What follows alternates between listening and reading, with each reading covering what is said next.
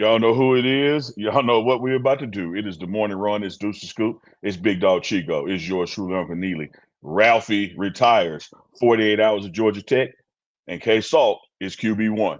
It's the morning run.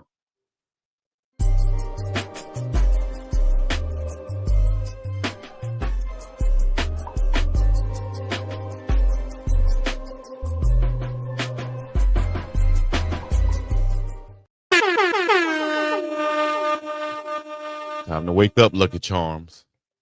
I know what it is. It's the morning Wake run. up in the morning, get your Lucky Charms cereal. Big Dog Chico, Uncle Neely, Deuce the Scoop. We're live and in effect. Got you covered from across the nation, Atlanta to Boulder to Hawaii. We're going to give you guys the latest and greatest in the news update. Shout out to Coach Prime and the Colorado Buffaloes. Also have some news from the NFL. And as Uncle Neely just said, Ralphie retiring. We're going to get right into it right here on this hump day, 48 hours away from Georgia Tech. Dukes, we're going to get an offensive update from Tech, but you got a look on your face that we got to address. What's going on? How you doing? All right. Why you say wake up? Where you get that? What's that quote from? What, wake up? Wake up, Lucky Charms? Yeah, where's that quote from? It's from the movie when Terry Crews went in there and caught Cat Williams in the bathroom, and he said, "Wake your ass up, Lucky Charms." You don't remember that? Come on, dog. From the Friday, one of them Friday movies when Friday I know. I'm just talking about what was going on. Yeah. You got too far now, big bud. It's amazing. That's on Chico's mind this morning, ain't it? It's time to wake up, dog. In the words of P. Diddy, take that. We quote Diddy Bop? You started it with wake up Lucky Charms. Man, well, let's start quoting Coach Prime then. How about that? We quote Coach Prime from the presser yesterday. Let's get into that. Uncle Neely was right there. Dukes of Scoop was in the building, asked a nice question. Got a Coach Prime response. He mentioned Lil Wayne. He mentioned Keith Sweat. Let's get into that, man. Some of the comments from Coach Prime. We can start with Uncle Neely or Dukes. Y'all go right ahead. I'll yield to Dukes, man. Nah, I mean, Coach Prime just one of a kind, right? They made one, broke the mold, and he 1,000% was able to blend culture and football and life together. What people missed was the peace treaty between Kendrick and Drake that he threw out there. Yeah. Like, let's just get along, man. He did a lot in that little quote. Shout out to Coach Prime. Is always a great interview, always a great press conference. But yeah, I think what I thought was the coolest thing is when he just came in and was just like, hey, look, K-Salt the quarterback. Y'all already knew that. Next. Everybody, now imagine how many people had that on their list to ask about how many questions they were going to be asking and probing questions. Coach Prime like, look, y'all already knew that. So, okay, now next, what we talking about? I thought that was a super cool way to handle that, something that a lot of people was just going to, how many articles and how many videos have been made about that quarterback battle in the offseason, and for it to come to a head that quickly, people had to go, people just had to move on to the next subject. And I thought that was pretty dope. Yeah. Yeah, Chico, Dukes. I don't know if y'all remember y'all little kids, but one of the worst things you can do is slowly peel that Band-Aid off. You got to snatch that Band-Aid off, man. You just got to go ahead and say, look, here it is, shoot. Yeah. You got to rapidly pull that tooth. You can't just sit there. And so when Coach came in and just set the tone, like, look, hey, this is QB1. We're going with the more experienced guy. And I tell you what, we hope for. We hope that we can play such a game in such a winning and dominant fashion that you get to see both of them, or maybe even situational see both of them, because we have two excellent quarterbacks, but only one can go out there first. And so why would we not go with the one who has been there, done that, who has led a team out the tunnel in the collegiate atmosphere, done it successfully at a high level. So let's go with the veteran guy, for this opener. And as he said to the press, I think it was well known, one of the worst kept secrets that people saw it trending that way. Whether you watch the morning run and see other productions such as Well Off or Reach the People, Shot at Those Guys, or even the Schools Network, it was just something that you saw as we got closer and closer. A decision will be officially announced, but all the indicators, at least the past 2 weeks of camp, have been leaning toward K-Salt to get that job. So it's not like we're gonna sit here and question the decision, like we're gonna sit here and say it's the wrong decision.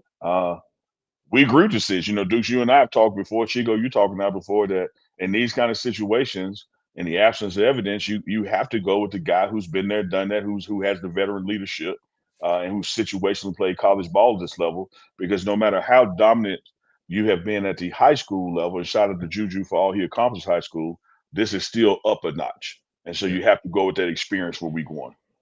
Yeah, proven dual threat quarterback Caden Salter can pose a threat for that Georgia Tech defense. Started over 29 games and a Fiesta Bowl appearance. So he has that experience, like Coach and Dukes is saying right there. As we have Adam coming in the back, also we'll bring him in and get his thoughts on this also, and bring in kind of like a history lesson, with that. But I definitely like what Case Salter can do, and with that run game. Like I said before, I think we'll be at the top of the Big 12 because of his running ability and that offensive line and the running backs that we have back there. So before we move on, though, we could talk about the buff that's in the league. If you want to go there.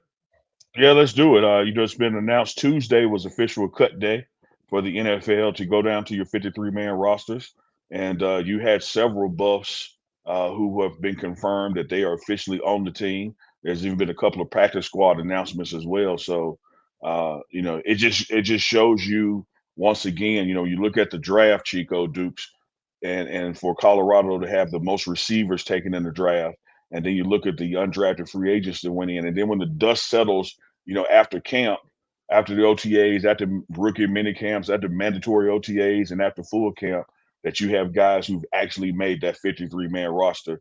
And it just goes back to the NFL training that they get here in Colorado. They know about meeting times, practice times. They know about field time and what to do, et cetera, et cetera. So no surprise to me that you had that many guys actually stick on rosters and land. And some of the ones, like a Cameron Silver and Craig, and you see that Will Shepherd in Green Bay has already been added their practice squad. It won't be long before they're picked up. Absolutely, Dukes. Hey, who is somebody you might be most surprised about, Dukes, that either made the roster or didn't make a roster? Colorado only. Yeah, let's go Colorado. I don't know. That's a tough one. I tell you what I will say. Somebody who I somebody that I would say probably the least surprised that made it would probably that was undrafted was BJ Green. When seeing what he did in the preseason and just seeing his whole pedigree, he was just an undersized guy, but the baller was always there. He may have not had the NFL measurables, but when you talk about skill set, even going back to from Atlanta, being in Atlanta, like BJ Green always been one of them. And it was always about finding somebody who was going to be able to take advantage of what he does well, which is get to the quarterback from a position of leverage. And so you don't have to be 6'5" if you can get to the quarterback.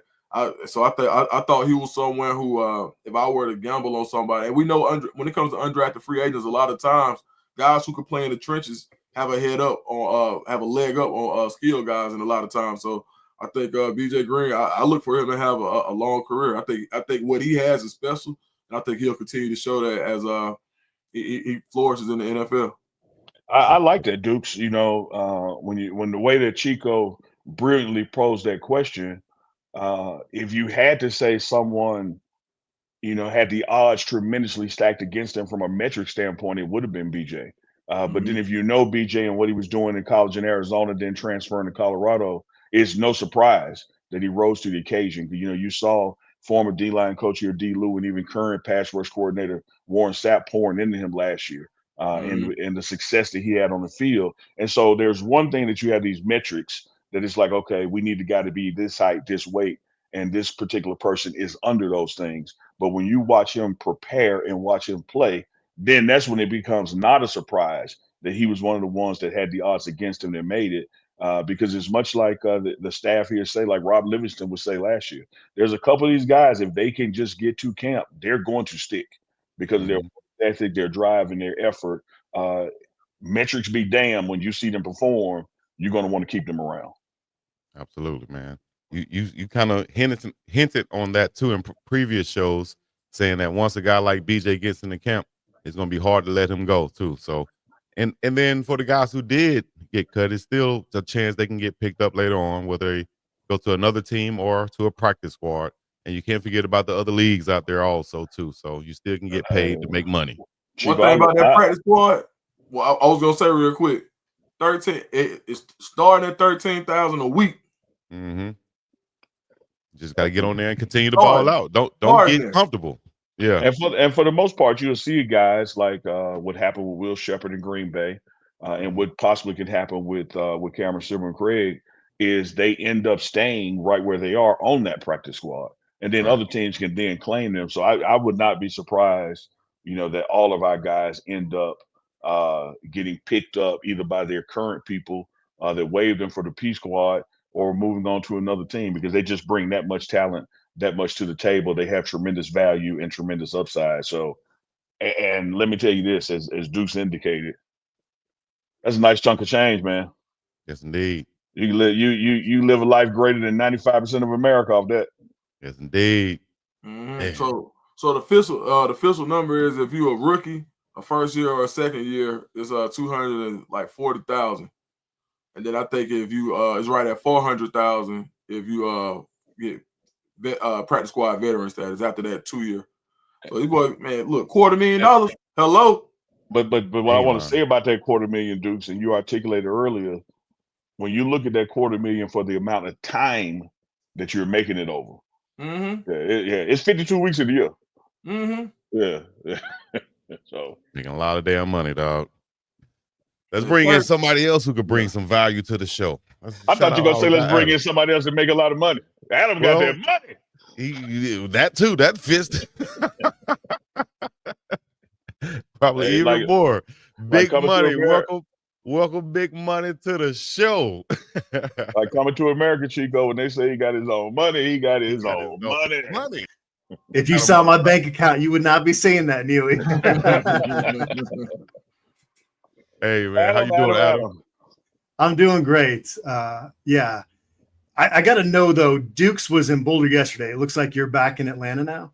Mm-hmm. You're a ninja, dude. Like, I didn't even know you were in that press conference until you asked the question. And now you're back. Call me a samurai. Like Bruce Lee. Come on.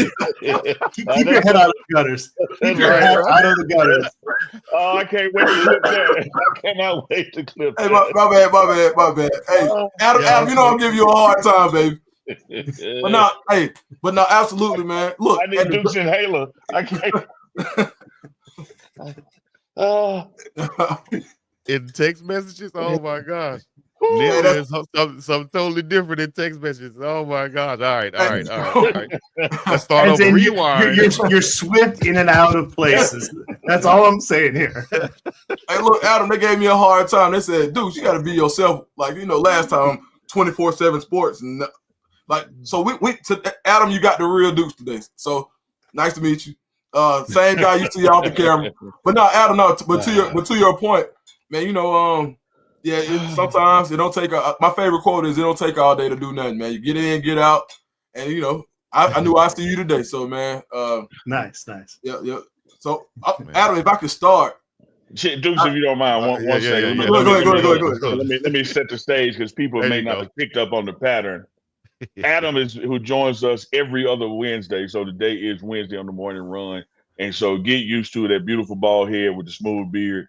He uses Uncle Neil's beard oil, by the way. And so get used to seeing his presence here on Wednesdays every other week to break down not only what's going on in Colorado football, but it'll always be the day after Coach Prime's presser. So we'll get into that. Adam, now Dukes, there you go. Adam, so yesterday's press conference, I would say main takeaways from you when you talk, and for someone who's been in Colorado so long, what's this year, this iteration of Colorado's team, this press conference, what did you take from that yesterday in comparison to previous years? Well, in the past, there's always been that optimism leading up to the season, even in 2022 when they were really bad, right? So you have to sift through a lot of stuff. One of the things that I give Coach Prime credit for is that he's pretty honest about his program. And so when he says at media days back early during camp that the O-line is really standing out. Honestly, with a lot of coaches, you're okay, like, is that real? With him, like, you actually, that's the truth. Like, he's not going to say it if he doesn't. And even yesterday, the question I posed to him was about that cornerback spot opposite DJ McKinney. And I just asked how confident he is in Teion Parks and or RJ Johnson. And he said, look, like, I'm confident in those guys, but the bright lights are coming. And so I think just the way he poses things in press conferences allows you to have a better feel for this team, as opposed to trying to cut through a lot of the coach talk, a lot of the coach speak. And so I do appreciate that. This preseason seems like, from all our expectations going into preseason, has lived up to them, which is everything you'd want if you're covering a program. Just from, it's kind of like validating all those thoughts you had with the personnel coming in, with the groupings and all that in the coaching staff throughout the offseason. And there weren't really big surprises, I don't feel like, this preseason. Maybe a guy here or there, but generally it's kind of the way we expected it to pan out. And so, no, I appreciate those press conference settings with Coach Prime, because he keeps you on your toes, and he keeps it real. Absolutely. Yeah, I love how he will start answering the question before the questioner has completed the question. You know, it's almost like buzzing in on Family Feud. He's just like, I'm ready to answer this now. Let's go.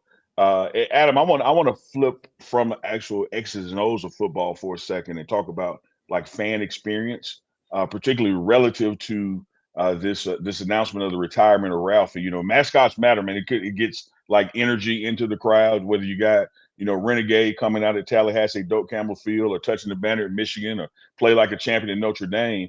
What's it going to mean starting this season off without Ralphie? Although the new one is being trained, there's no expectation anytime soon to have the next Ralphie at the football games. What's the impact of that, and what's the prognosis going forward? Well, first off, God love Ralphie 6, Ember. She was just not built for this, right? And I give credit to the Ralphie team and for the athletic department for realizing late last season that okay, we've given it the old college try, as they say, and it just isn't working out. And I think I understand the frustration from fans that if they want to bring their young kid out to Folsom Field on Friday, and they know that's the one thing the kid's going to glom onto is being able to watch Ralphie run, that they're frustrated that's not going to happen. But you got to look at the logistics of this thing. This is not training a dog. This is training an animal that, if you go into wild parks and mess with it, is going to mess you up. So you have to really be cautious with this. And so I applaud CU for making this change. And I understand the frustration, but back in 2020, when we were really struggling for content because there weren't football games being played, I did a whole 5-part series on the Ralphie series, talking with Taylor Stratton and Colton Bear, the assistant Ralphie program manager, and they had me talk to like 4 or 5 handlers. This is like a really, really difficult thing they're tasked to do, and they're so dedicated. And so I hate to kind of see some of the negativity that's out there, just not really knowing that this is not, again, you know, there are ways to train a buffalo, but it takes a lot of time because they're just not instinctively built that way. Yeah. And so I hope we see Ralphie 7 at some point this season. It sounds like the train's been going well, and it sounds like this buffalo is going to be a little bit more ready to charge out that gate based on what I've heard. And so just give it some time. And the good, I think I would be more frustrated as a Colorado fan if they just were not willing to punt on Ralphie 6 after the Alamo Bowl. They had to do that, and they did that. And now we're going to see better performances. You might just have to wait a little while. Yeah, you know, I came here with Coach Prime, as you know, 2 seasons ago, excited about, man, I can't wait to see this Ralphie thing. Like, I've never seen on TV, but never in person. And I witnessed, like, the decline of the run over the past 2 seasons. Like, Ralphie would start off in the back of the end zone, then moved up into the end zone, then moved about to the 5-yard line, then moved about the 10-yard line. And the enthusiasm of the run was just dropping off with her, you know, game after game. And so I'm with you, Adam. I think ultimately the right decision was made. I appreciated your article on Buffalo Stampede. Like, I didn't know that she was orphaned and raised by a cow and had been in a wildfire and adopted and all that background story. So what a wonderful life to now end up on this private, secluded, no one knows where it is ranch to live out your days. So it worked while Yeah, it worked. it was a story everybody wanted to work, right? Because it was like, you're rescuing this buffalo from Nebraska, the worst place in the minds of Buffalo's fans, and you've rescued her from this fire, and she's going to ball out, and it just didn't happen. And I think some of that early lifestyle stuff. I mean, she was orphaned. It's not this is like a wild animal. That's got to. You talk about your kids, if they have bad parents, it's going to mess them up when they're older. So I don't know how that translates to a bison and a buffalo in their mindset, but this one was kind of up against it from the beginning, I guess is what I'm trying to get to. Look at Duke's face, Duke's. Man, had no idea. Yeah. Man, shout out to Ralphie, man. Got it out the mud. One of us. Got it out the mud. Like, straight up. A ninja. Ralphie from Nebraska. Yeah. The illest buffalo in Nebraska. There you go. Yeah, y'all remember that from what was that, Belly? Belly, yeah. Yeah, Belly. And yes to the chat, for those who did not know, Ralphie is a female, has been a female. And before we pivot, Adam, if you can, like, I think this is one of the shorter windows historically. Like, most of the Ralphies have been 8-10 years or so. And this was relative. So some people are saying, oh, she was old, and by comparison wasn't that old to past Ralphies. No, yeah, actually, yeah, her 4-year run was by far the shortest. 10 years, I believe, was the shortest. I go look back at my article, but I think it was a decade for all those previous Ralphies. And again, I think COVID too, and just there were a lot of things at play here with this Ralphie. And it's frustrating that she's not going to be out there on Friday. But come on, let's use our brains and realize this is a difficult endeavor to get this live animal out there, and they'll get it done, I think, by the end of the year. Yeah. Oh, so we're going out here, Adam. We quote you now. This is live. You anticipate a Ralphie this year? That's up to Ralphie 7, but if the training continues, based on what we've heard, I think it would not surprise me one bit if we see some Ralphie runs this year. But like Adam said, they're not training a dog. No, that's a big old thing, man.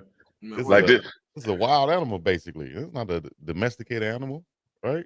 This is Shout out to Ralphie, man.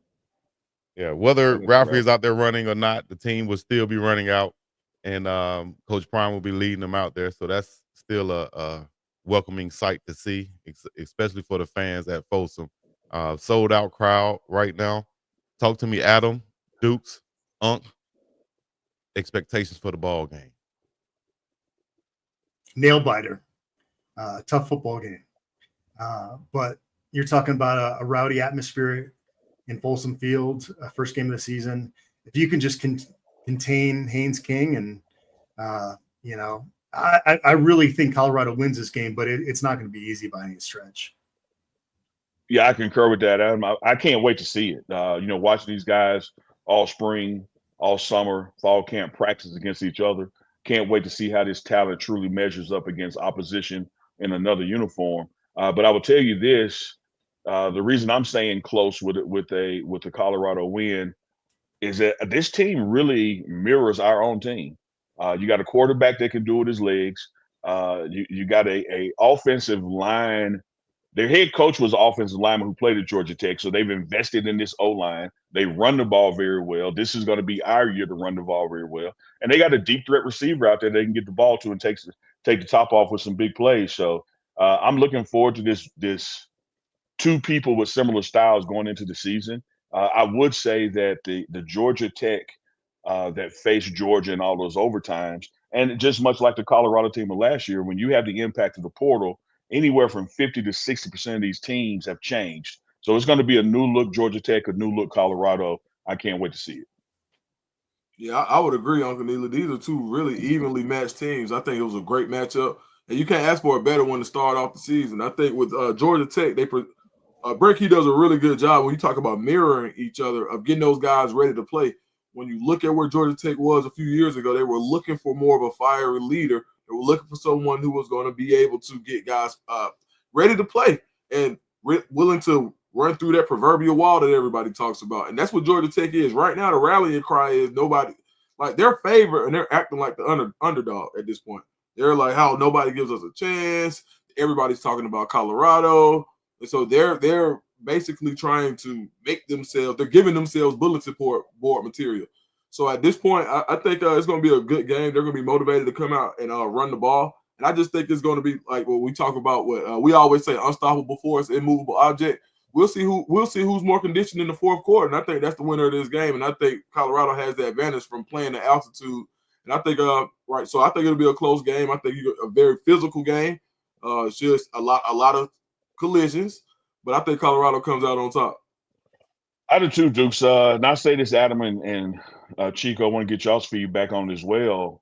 You know, I watched that Iowa State Kansas State game, and they were 2 for 2 on turnovers. But when I looked at the deep dive on it, and it's something that we got to clean up here, being the penalties. You know, the loser of that game had 6 penalties that were pre-snap, and the winner only had 1 penalty. And I think when you have a season opener, everybody comes in with some rust, some jitters. You do all the scrimmaging you want with officials, but there's nothing like live action with officials out there calling a true game. And so I think in this particular instance, after we get past the contrast or the likelihood of these guys mirroring each other, there's also going to come into play who plays the most disciplined, mistake-free ball, and that's who emerges the winner. I also asked the question, you know, based off of the past with Colorado having problems with running quarterbacks, dual threat quarterbacks, how will we, in my spies in Atlanta and Georgia has been telling me, hey man, Brent Key might be going away from, you know, that power run from Georgia Tech in the past and going like more of an RPO spread offense. How can Colorado be prepared to stop a dual threat quarterback and maybe even a spread offense like we've seen in the past with those quarterbacks who've hurt us?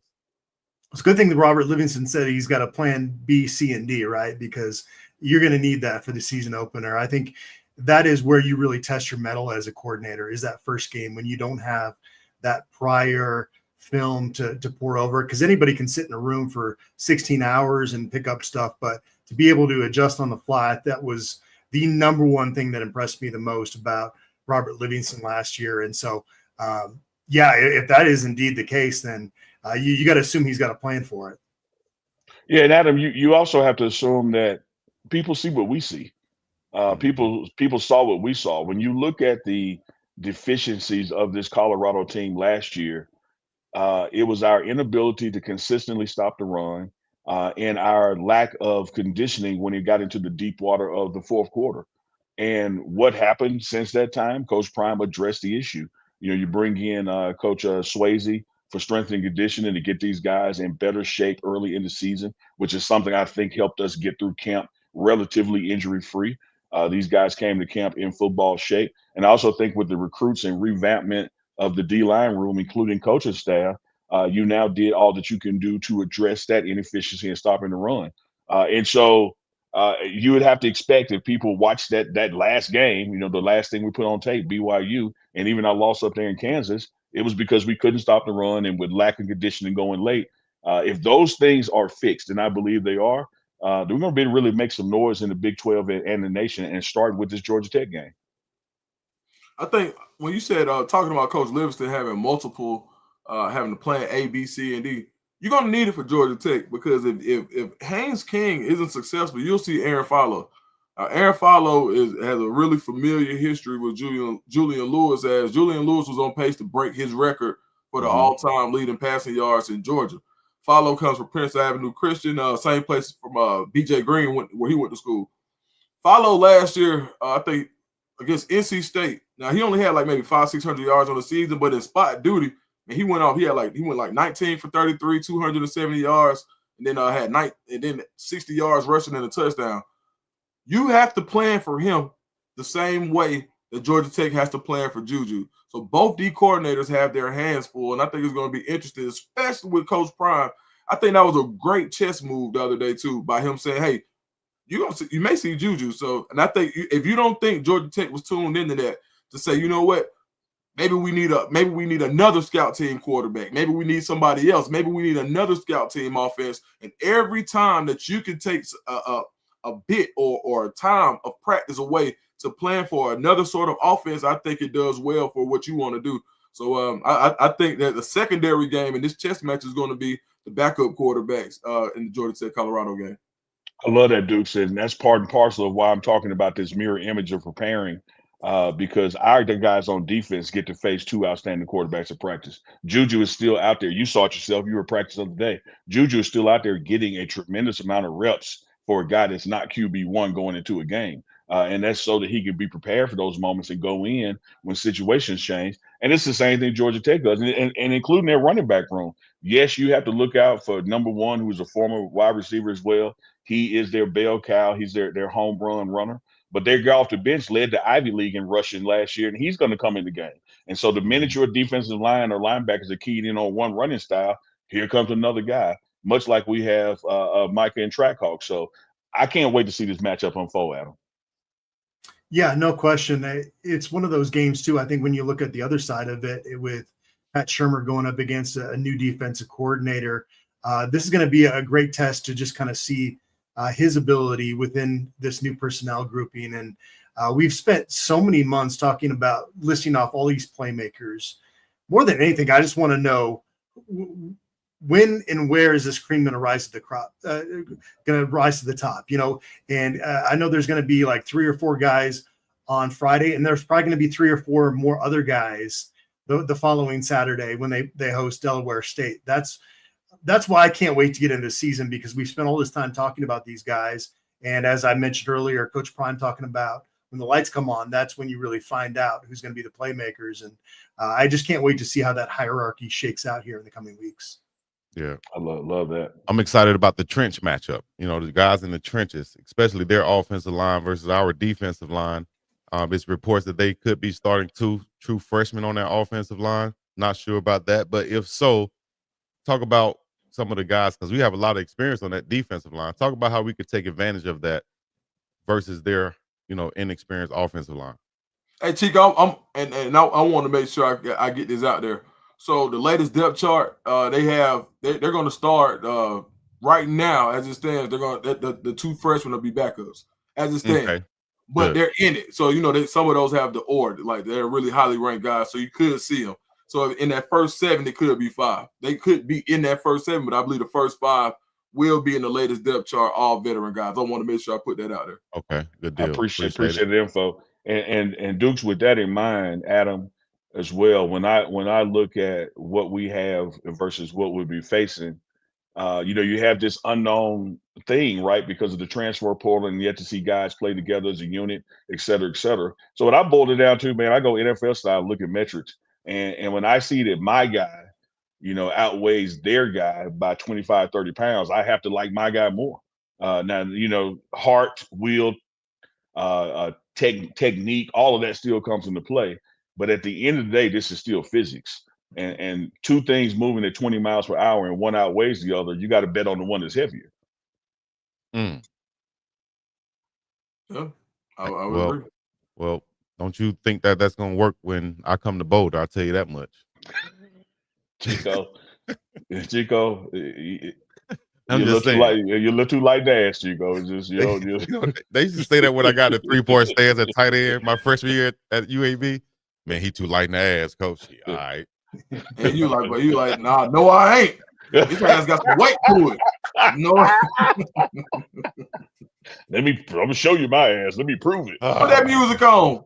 Put that 98% on. throw that thing in a circle. Play that music from the Blue Oyster Club. Adam, real quick, Adam, I want to ask you, like, one of the Adam was sitting there like, what the hell have I done with my Wednesdays? Like, what was I thinking? Well, you guys had Rick George on last week, me the week before, and this week, so you got to rebrand here, White Boy Wednesdays.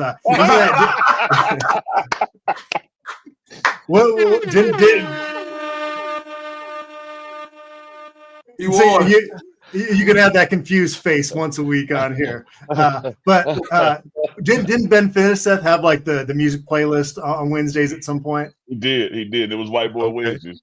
Okay. Yeah, that's He all. really did. That's what we've I'm had, signing up for here.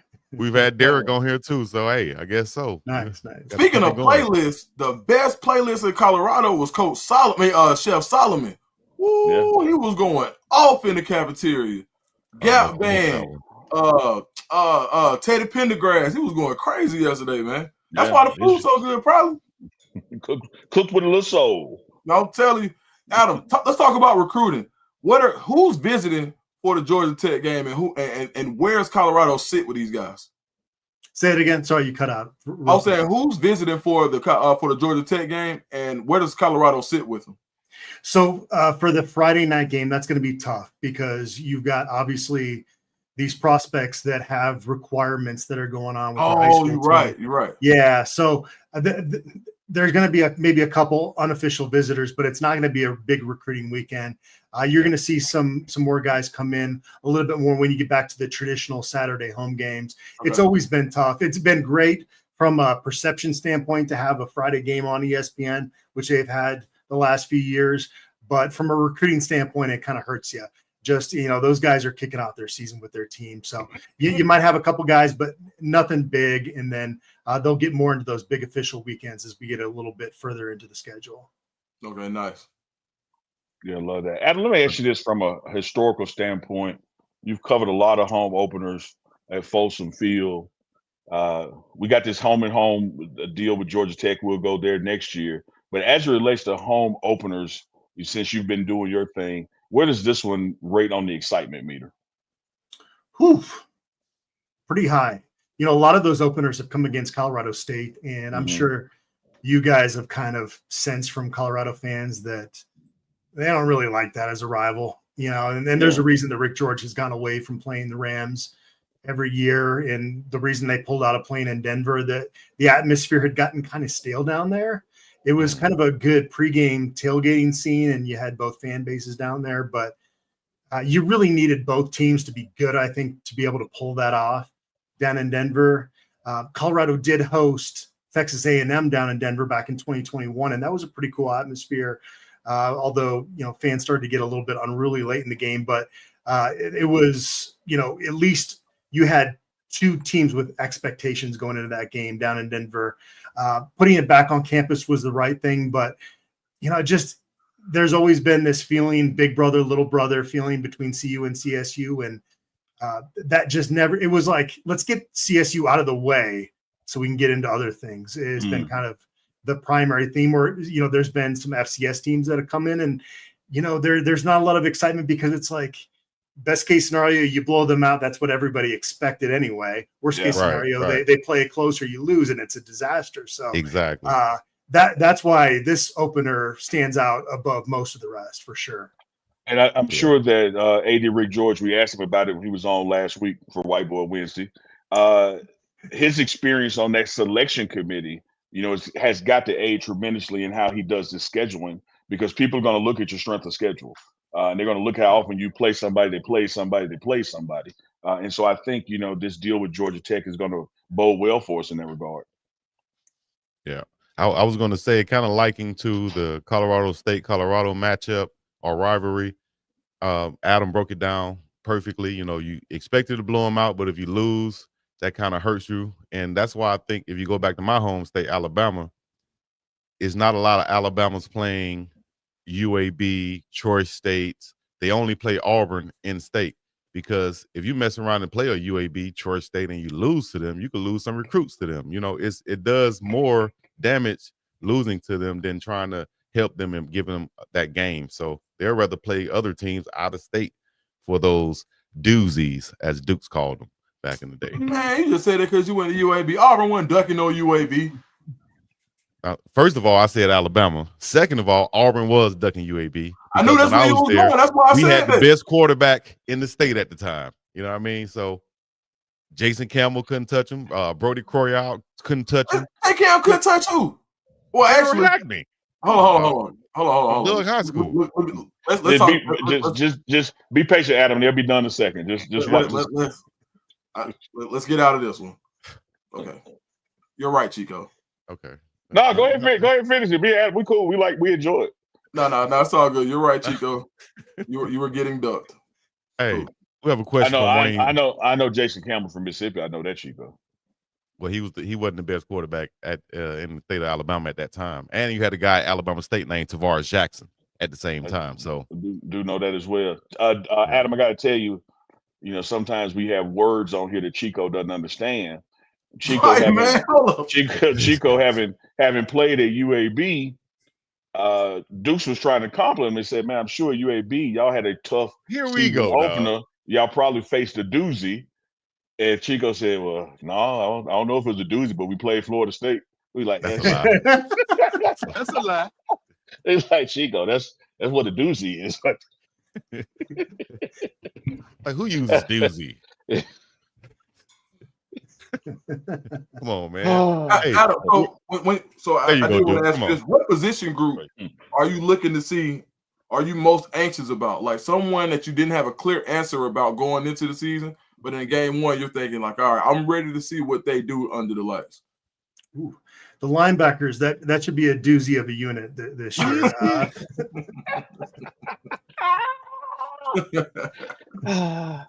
No, I didn't quite know what to expect with Reginald Hughes and with Martavius French, and it's great to see Jeremiah Brown stepped up. A year ago, I don't think we knew what Nakai Hill Green was going to be. He didn't start the opener, and so I'm kind of anxious to see how that group shakes out. Can Salter mature throughout this fall and develop into something? Will Mantrez Walker get in on special teams and maybe develop into something? I think down the road, Mantrez Walker can be a really good a good Mike linebacker, but it's going to take some development and maybe some just continuing to let his body improve from a sideline to sideline aspect, because he's kind of more of a thumper at this point.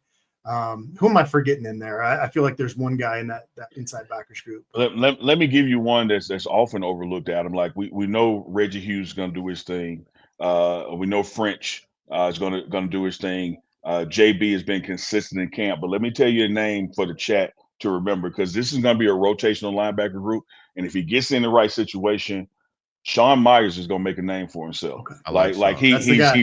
He's often out of the discussion because of the quote on big three. Jeremiah came from Jackson State with Coach Prime, so he's been there with Coach Hart. And then when you look at French and Hughes and their ability to communicate, and here's Sean, kind of a more quiet guy as far as locker room presence, but I'm telling you, the guy can straight out play. And I won't be surprised if he's like a sleeper defensive player of the game, because he makes the most of his opportunities. Speaking of linebackers, I'm going to name Kylan Salter. Whether it's on special teams, you see him hear his name called, Big Honey, as they called him. You could hear that interview on Prime Parents. But I think whether he's in that rotation or not, you're going to hear his name called several times in the game. Just my hot take right there. I'll say this: he's probably, when you talk about a prototype linebacker build, he's got it, brother. He's put together for sure. Yep. I'm going to go out here. I'm going to go out here and limb, man. I'm at the risk of sounding Chico. When it comes to Salt at linebacker, and it comes to Q Wiggins at DN, you'll find yourself just staring at them, man. These dudes are built like superhero action figures, like cartoon characters. Like, these are the two guys. Let them get off the bus first. When we're on a away game, like let the opposition see them first, and just take their damn heart and put fear into them, because these dudes are literally built like mythological heroes out of a comic book, man. Mm-hmm. Yeah, and I think another point on Sean Myers, came from North Alabama, had some injuries, and I saw someone in the chat asking about him. So if you guys remember, Charles Kelly, the defensive coordinator, a year and a half ago, 2 years ago, goes to Auburn last year, and this year he's the head coach at Jacksonville State. When you ask him about Sean Myers, he was saying that's somebody that may have been the missing piece, but he didn't think he was going to be able to get him to come to Jacksonville State. Like, if I could get him, I want him. Straight ball player. And so for me to hear that from Coach Kelly and said, I just don't know if he's going to come to Group of Five. And to see Colorado get him, I was like, okay, well, he comes highly recommended, so I'm excited to see what he can do. Definitely somebody who they say cerebral. always where he's supposed to be, Mm-hmm. and ain't scared to stick his face in the fan with nobody. Not at all. Not at all. Hey, y'all tuned into the morning run on this Hump Day Wednesday, aka White Boy Wednesday, as Adam has named it. We got like right at 800 watching live with us. So make sure y'all are hitting that like button. The like button is free, Chico. If Yeah, you're in Sparky here, Miller said. you're enjoying it. And if you're enjoying it, hit the like button. And then why don't you just send out the link to somebody and say, hey, check out this awesome damn show. We appreciate everybody who tunes into the morning run Monday through Friday live. So we'll be back Thursday, Friday as well. But Adam. You know, this home opener now season 3 of Coach Prime. You know, gone are the big splashes, big names of Shador Sanders, Cameron Zimmerman, Craig, Travis Hunter, et cetera, et cetera. I'm like you, man. I'm looking forward to somewhere between the start of the game and the first half. Who's going to be the new name to emerge that now all the Buffs want to go follow and everybody, you know, is retweeting because they made a play. Someone's going to break out in this game and make themselves a household name. Mm-hmm. Yeah, you put a gun to my head. I think DeKeelan Taylor is pretty high on that list as a possibility. Good call. Good call. We remember what Dylan Edwards with a similar skill set did a couple of years ago in Colorado's opener.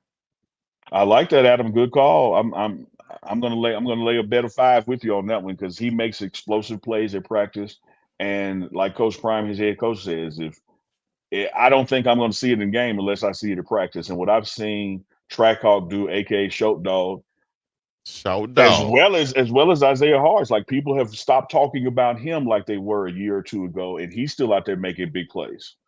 Yeah, you're gonna see him all over the field. Could see him offense, defense, in the backfield, in the slot, special teams, wherever. Isaiah Harris is that Swiss Army knife playmaker. Let's do some hot takes before we get up out of here. Then, what would be your hot take, Dukes, Adam? 3 good-looking guys on this show, and we got Uncle Neely. What would be your hot takes for this Friday? Oh, wait. Your hot takes, But it sounds like I don't like your subject-verb agreement and your pregnated pause and your dangling participles.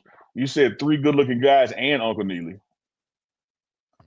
You said be factual today, right? So we got me, Adam, Dukes, and then we got Uncle Neely. So let's go.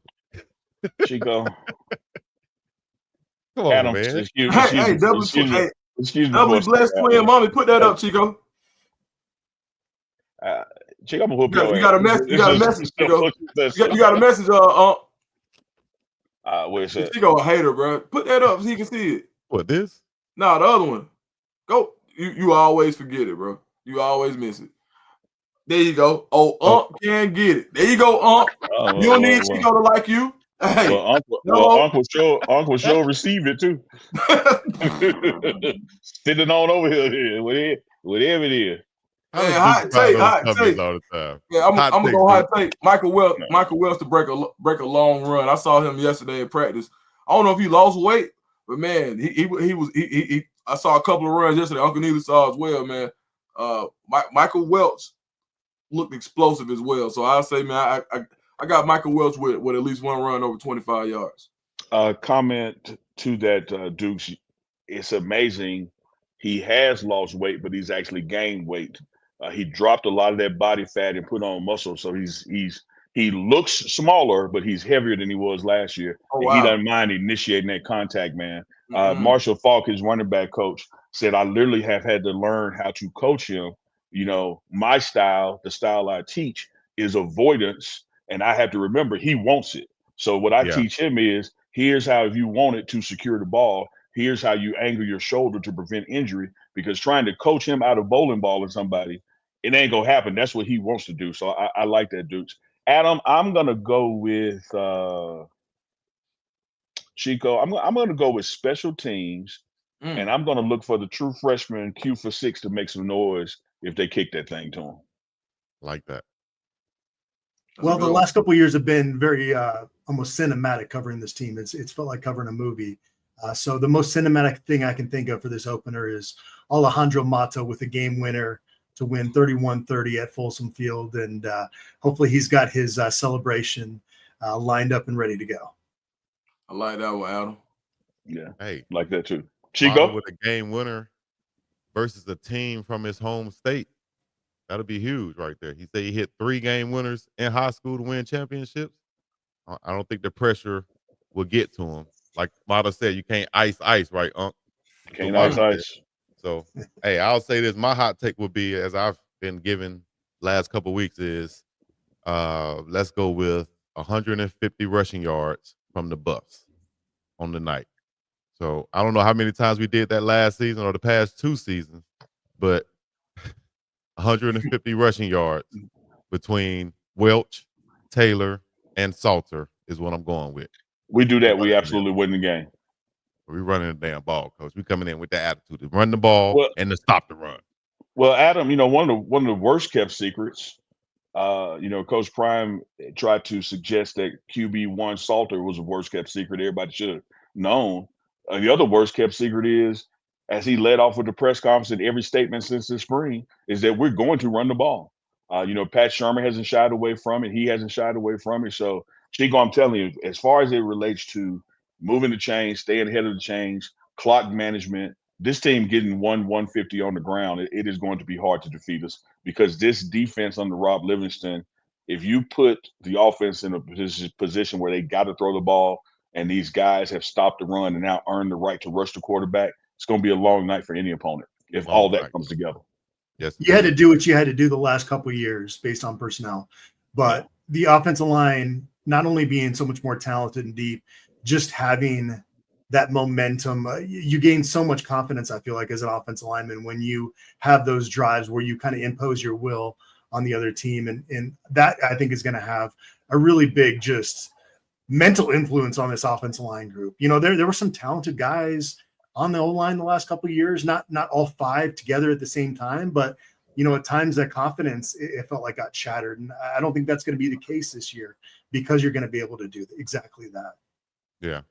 That's what the O-line wants, to lean on the defensive line. Give us something so that the defensive line just don't pin their ears back and look to get after the quarterback. You keep them on their heels a little bit. That's very helpful for the offensive line to get some holes for the running backs and to push those guys backwards. And if you do that against Georgia Tech coming into that altitude, that could gas those guys for the long haul. So start off the game running the ball and see if you can get some openings there and keep it going from there.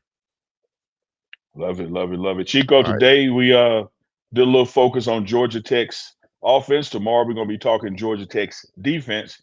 And on Friday, just the overall game plan and what it's going to take to win. This is the Morning Run, coming at you 5 days a week, 11 a.m. Mountain Time, 1 p.m. Eastern. Adam has been with us as he will every Wednesday. But I think after today, Adam, you can come back whenever the hell you want to, because you started off with a bang. Well, Dukes, again, there was no offense meant there. I'm going to say you are very fleet of foot going forward. I've learned my lesson here today. He came into that meeting. He came into that meeting real fleet of foot too, into the press conference. What'd you say? I said you came into the press conference pretty fleet of foot also. Man, what was crazy? I was holding the door for Draylon Miller and didn't realize the press conference was going on. And my man Hearn was like, "All right, dude, you just coming with me?" I was like, "Where we going?" He was like, "Oh, come on." I was like, "Dang, man!" So I didn't even realize what was going on. So I just tried to creep in. So, I tried to put the one up like in church. So Adam, from Adam's vantage point, he sits kind of diagonal to me, and then he's diagonal to that door that you came in. Adam, did you happen to catch Coach Prime's face when somebody walked in late? No, I did not. No. He was looking around and kind of paused with the door, but like, man, who is this mofo coming in here late? And like, boy, Dukes, you better be glad it's you, because well, you better be glad it's somebody from out of town, because if you were local walking in here late. Oh man, I ain't know. I had no idea, but nah, man, it was fun, man. It's a good time. Every time I come out to Colorado, it's been a good time, and just the energy in the program, the energy on campus, you can feel it at the airport. I mean, and even though the airport is a few miles away, you can tell it's football season. Great energy. And so now every time I go, it's like a little mini movie. So if the game is the movie, that's part of the series. So always a good time. And I think that's one of the things that helps Colorado recruit, is because when you get out there, you can feel the electricity. So it's always fun. Absolutely. So check us back now tomorrow, the Morning Run. Dukes, I think you got some of the CU aunties tonight. Yeah. See you aunties tonight at 8. So check out Dukes with that Morning Run tomorrow, Uncle Chico tomorrow night, then Morning Run game day back on Friday, and it's officially game day then. So we'll probably do something from Folsom Field as the game is going to kick off later that night. Adam, we appreciate you as always on this Wednesday, and we'll see you Wednesday after next back on the morning run. Chico, land that plane. Adam, once again, appreciate you, big dog. We're gonna let you get up out of here as we land the plane, because who knows how long this is gonna take. All right, guys. For the Frontier Airlines segment, Spirit Airlines, whoever holler at me first, y'all can get this. Boom. They get this. Get this segment right here. Oh, okay. Uncle Neely the one handing out this, that, and everything else. All right. TMR Live. Chico, we're gonna do you like Ralph. We're gonna do you like Ralph. Hey, we need a new Chico. We need Chico too. Somebody in the chat, hit us up if y'all want to replace Chico. Hit us up. We gonna send his ass to the ranch. What up, Smuggles? Ralphie, like, man, y'all just don't know. I did that so I could stay on the ranch. I ain't want to be running on no damn football field. Chico, let me tell you a true story. Hey, Ford Carlton Miller, appreciate that. 4 more to 350 likes. So we're gonna definitely hang on till we reach that. 4 more to 350. If you haven't liked, go ahead and like. Chico, let me tell you. Here's something I learned early in life. Me and my brother would have to rotate on who time for dish duty. It didn't take long. I realized if I broke my mom would cuss me out, just send me on. It's like you don't do no more dishes. Oh boy, you cold-blooded. Oh boy, you cold-blooded, boy. I would make sure she was around and let her hear that glass breaking and say, "Boy, damn boy, move! I got it here." Yep. Breaking my damn dishes. I did that unintentionally. I would be trying my best to wash the dishes and put them up there. My mom would come in there the next morning like, who washed the dishes? I did. I'm all happy. Proud. Well, look at it. This ain't clean. That ain't clean. This ain't clean. Don't wash my dishes no more. Like, oh, that well. Man, thank you.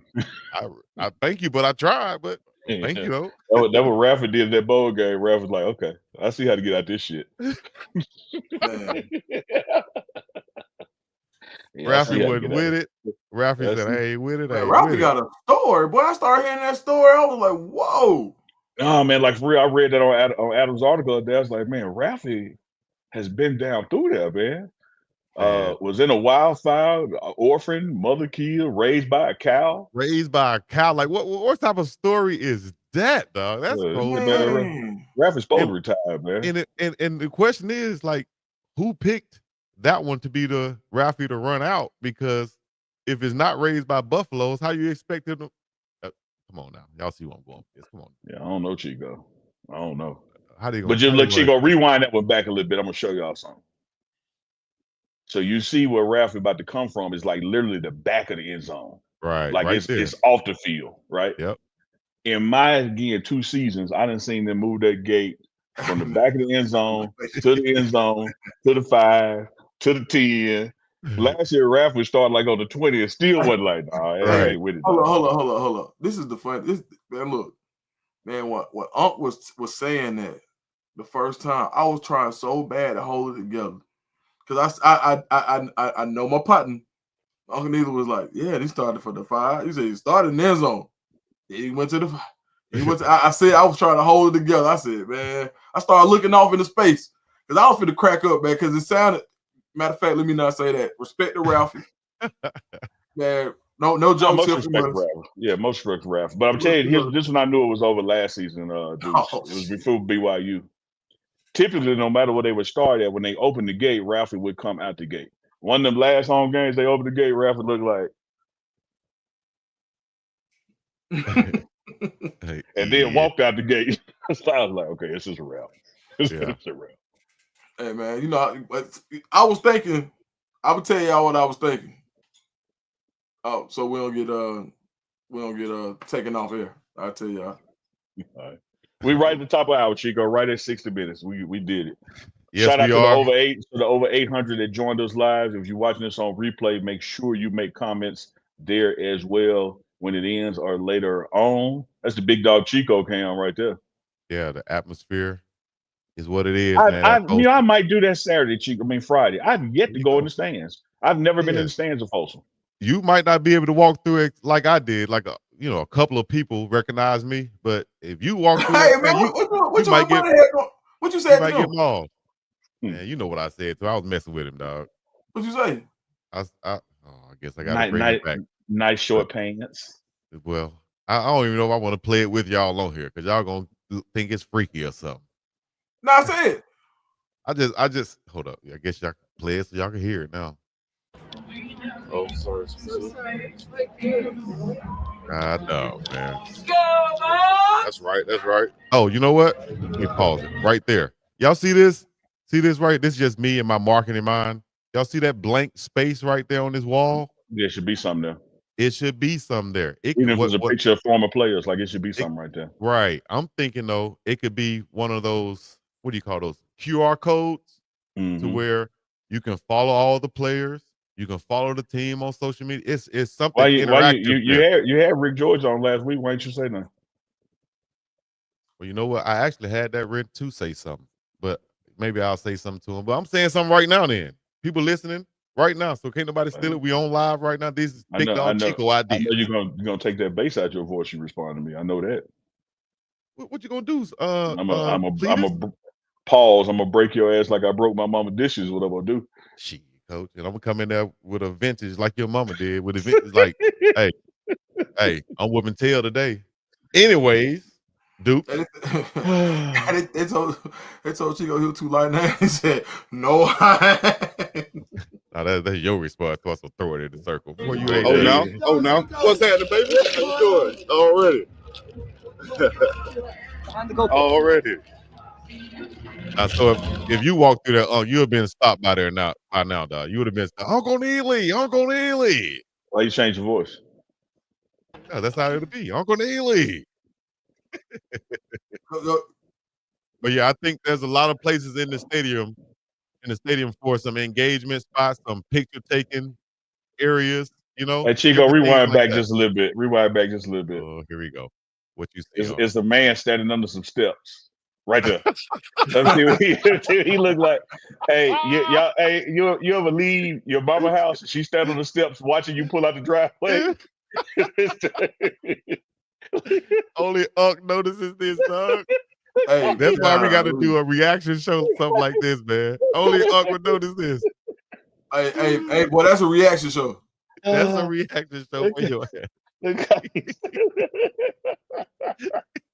Sorry, man. We don't know who you are. Shout out to that guy.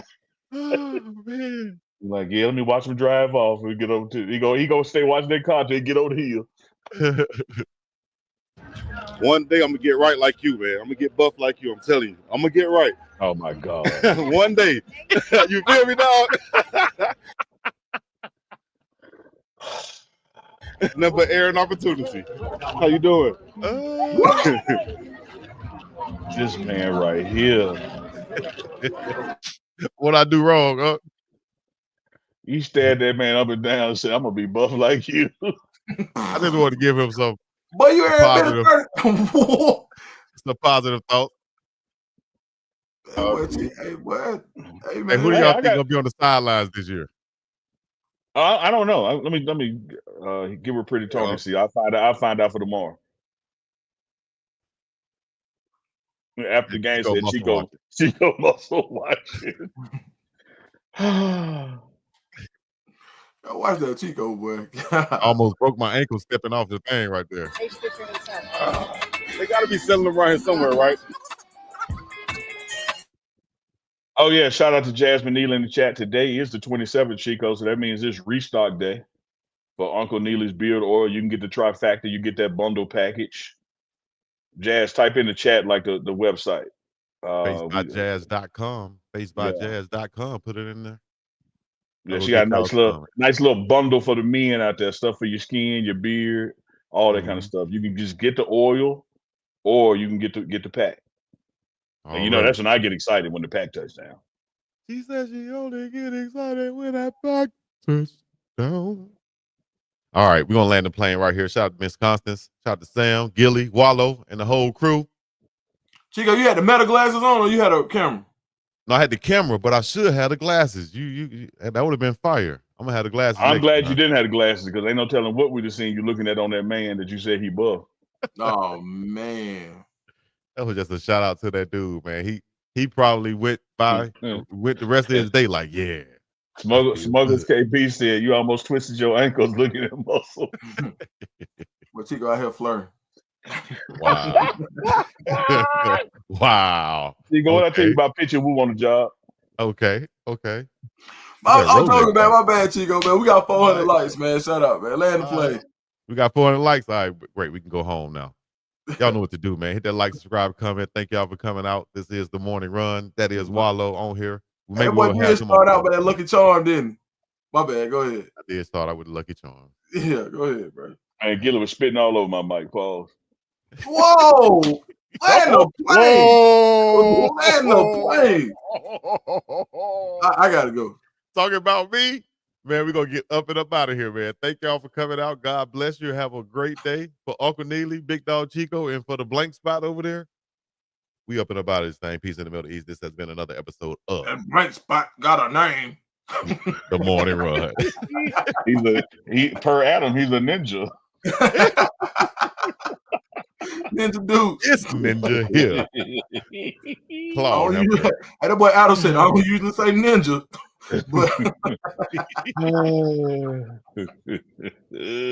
Morning Run. We out. EBG.